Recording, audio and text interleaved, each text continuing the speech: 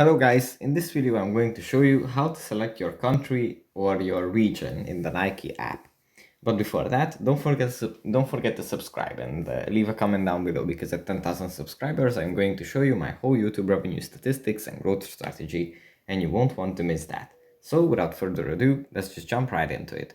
First we have to open up the Nike app, and here it opens up in the shop menu, but we have to go here in the top left corner in the three lines, and here in the settings tab we can select country and region from the middle, and here we can select the country where we are using the app.